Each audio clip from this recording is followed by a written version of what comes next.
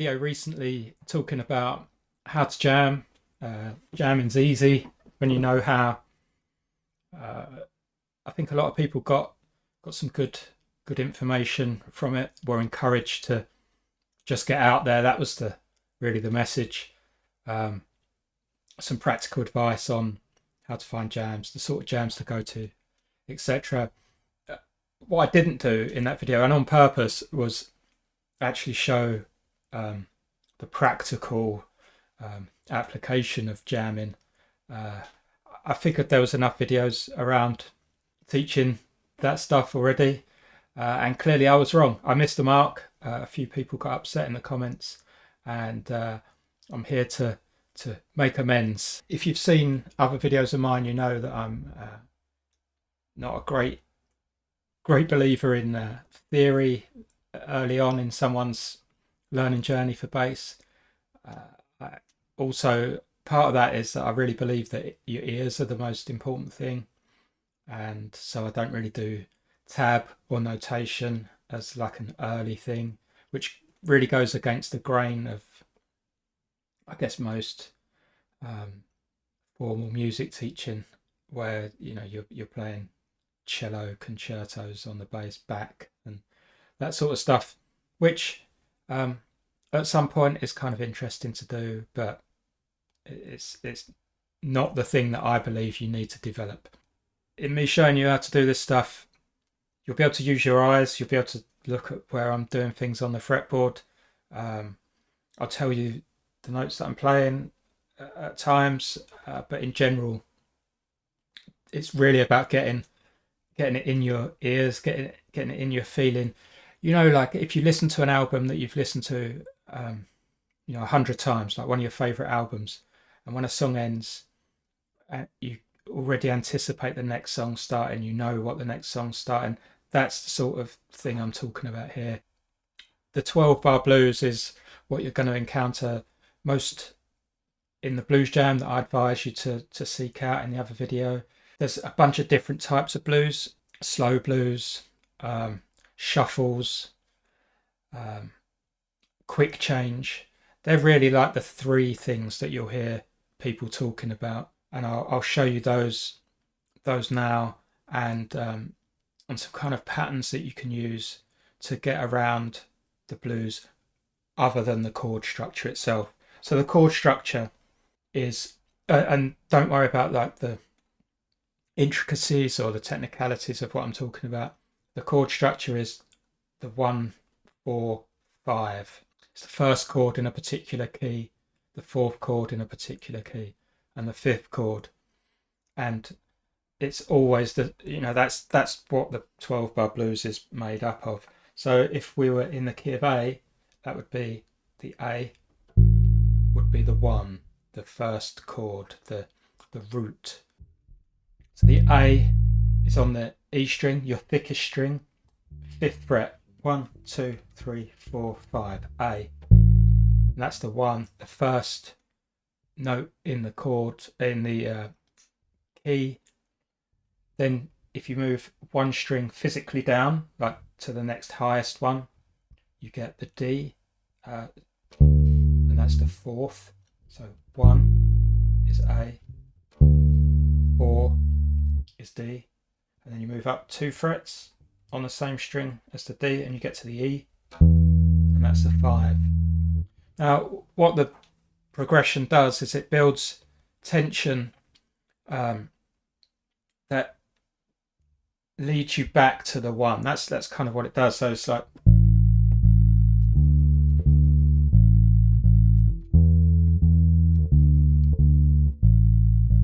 so that it feels comfortable. If you've listened to Western music, rock, pop, anything, a lot of it comes from the blues or has similar kind of theoretical design to resolve. Again, not important to know, but that should give you a sense of comfort. Knowing that, you can play a simple 12-bar blues just using those 3 notes. So I'll go onto YouTube and just find a blues backing track, no bass, A, and see what comes up. Starting on the A.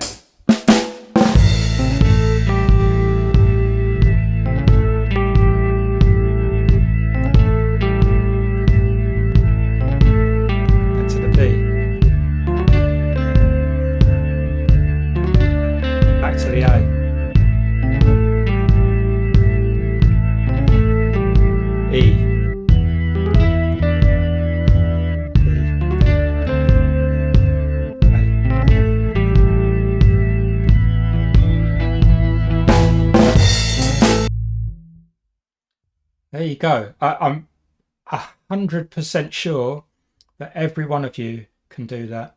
You might not get it right the first time. It might take you a few goes to get the progression going. This particular video has the notes laid out on the screen. Once you get the feeling of that progression under your hands, you just won't be able to forget it. That's what a lot of practice is about. I think Yannick Wistala says that, he's not practicing something to remember it, he's practicing so that he never forgets it. And that's basically what you're doing. Once this is ingrained, the blues will be inside you and you won't fail. You might fail now and again, but it's not going to be catastrophic and you'll be able to find your way back. So that was just, straightforward. I was just playing basically the root note, a little bit of rhythmic variation, but yeah, nothing fancy. Start there, practice, and I recommend if you're going to your first jam or you're jamming with your friends for the first time, keep it that simple. Give yourself an opportunity to succeed, feel good about yourself, and not mess up too badly. Let's see if we can find a slow blues in the same key. I'll teach you how to move to a different key in a minute.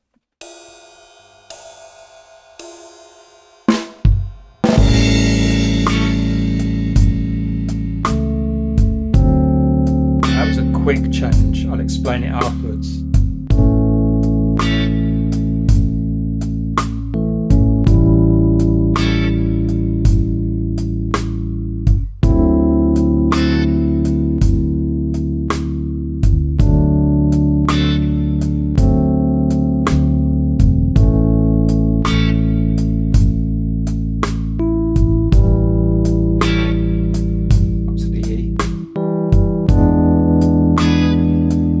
Tension.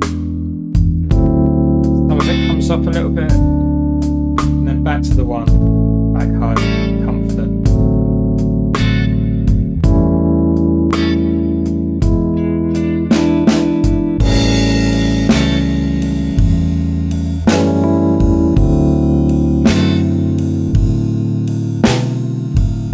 So with a slow blues, nothing really changes for the bass player.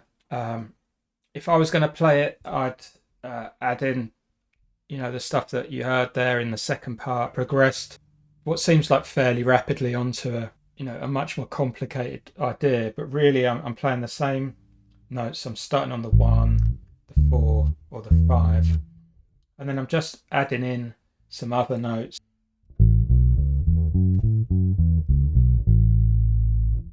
Like learning that.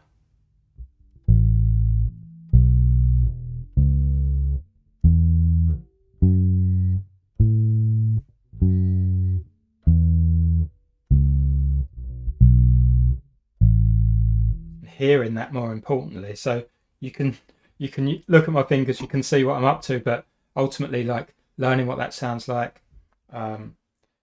This is kind of like what practicing your scales is all about. It's being able to then make music with it. So all I was doing was playing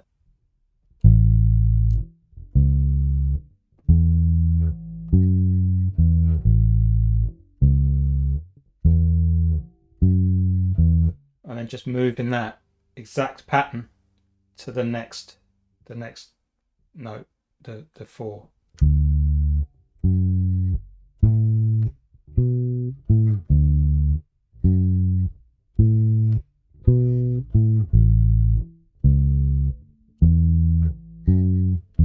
Etc. So this kind of concept of taking a pattern, moving it, from your 1 to your 4 to your 5. That's it. This is basically all you need to do to be able to not just jam and get through it, to take a musical idea that you have, and then just keep that musical idea going throughout the thing, and then you can tweak it as you go along, and you might make mistakes, you might not, but just having a few patterns that you know that you can then apply just on the 12-bar blues will get you there. So some other patterns, the pentatonic one, or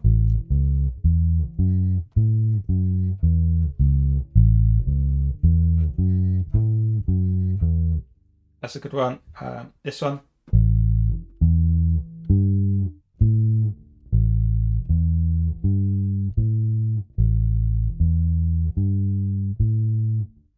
There's a variation of that one where you start on the lowest note, but then you jump to the highest note and then work your way down. So.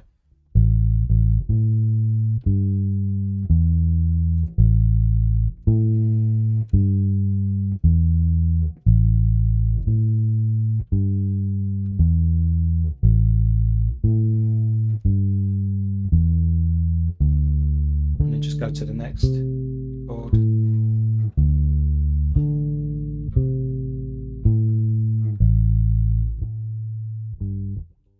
And then if someone says a shuffle, dum ba bum ba bum ba bum kind of rhythm, I'll play an example of a shuffle, and then my advice afterwards would be to kind of just forget that it's a shuffle and not do anything different to start with, because it will be a test of your endurance.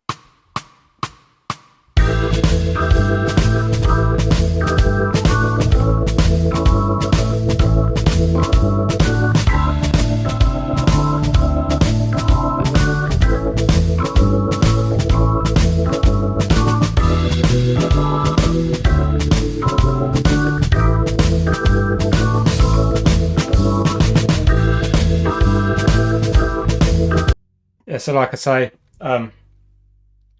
quite a workout. Some of them can be pretty fast if the drummer's feeling quite exuberant. I'll just keep it simple. Don't play the shuffle. Just play the straight beat, kind of like this.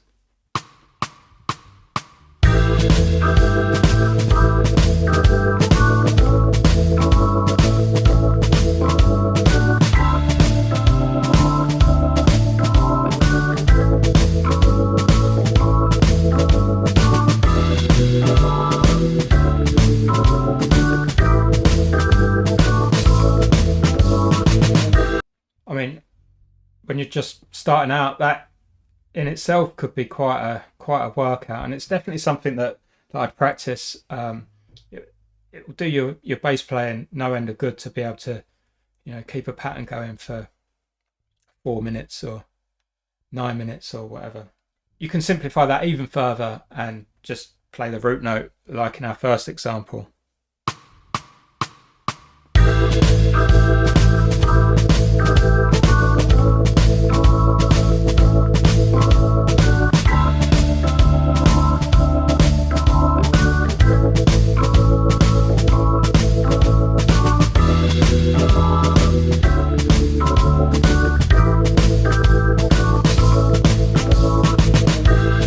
If you do that at a jam and you're in time, everyone's going to love you. Like you blend in, you create that nice fat bass pillow for the soloists to do their thing over. Everyone's happy. Everyone will tell you you've done a good job. You'll go home feeling wonderful. So that pattern that I showed you, like the L shape on the fretboard, A, D, E as our first example, you can just move that shape anywhere else on the fretboard to match the key that the song's in. So it's likely that you'll hear things in A a lot, G, C, F sometimes, B. Some of them are a bit weird. E a lot. the place that you would place some of those things isn't kind of appropriate for that pattern. But for now, stick to that pattern and just play wherever you can make it work. So if someone said it's in E, it's a blues in E, don't start trying to use the open strings. Just start on the E up here or wherever you feel comfortable, wherever you know there's an E, and then just move that pattern around. So would be appropriate. So let's find a backing track in E.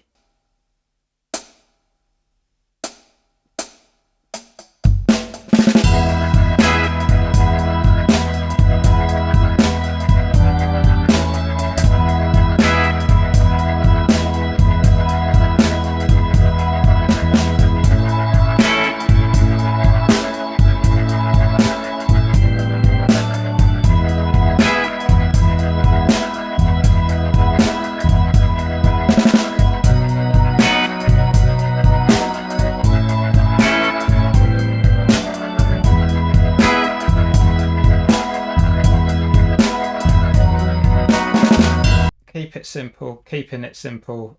I'm not going to show you the rest. I'll do a part 2, but I figure like when you know